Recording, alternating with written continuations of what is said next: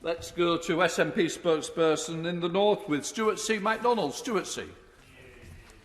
Thank you, Mr Speaker. The repurposing of disused army barracks to house asylum seekers is proving a disaster and a disgrace.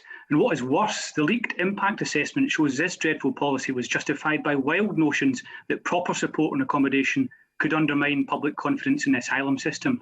In short, the Home Office was pandering to gutter politics.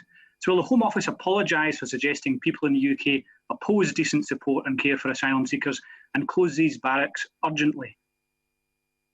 Well, there is no apology due. As I just said, these barrack accommodation units were previously used by the brave men and women of our armed services.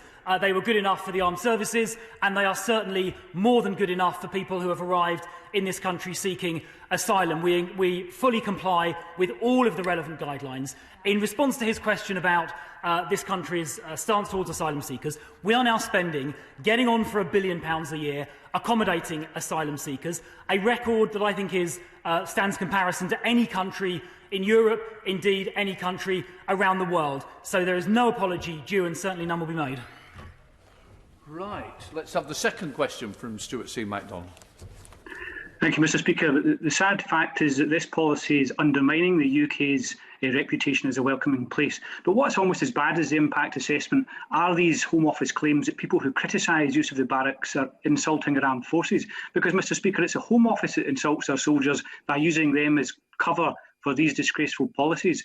Former Senior Military Legal Advisor Lieutenant Mercer has agreed that it is wholly inappropriate to house asylum seekers in disused army barracks. This treatment is nothing more than naked hostility to very vulnerable people. So he won't listen to me. Will he listen to Lieutenant Colonel Mercer, a host of respected medical organisations, and close these barracks quickly? Tell the honourable gentleman what would make closure of these barracks a lot easier if we had more councils in Scotland, other than only Glasgow, who would accept dispersed accommodation. It's that sort of thing which puts pressure on our accommodation estate. Thanks to the generosity of our approach, the number of people we're accommodating has gone up from 48,000 to 61,000 during the pandemic, because we have taken a thoughtful and protective approach. That's the right thing to do, and we stand by it.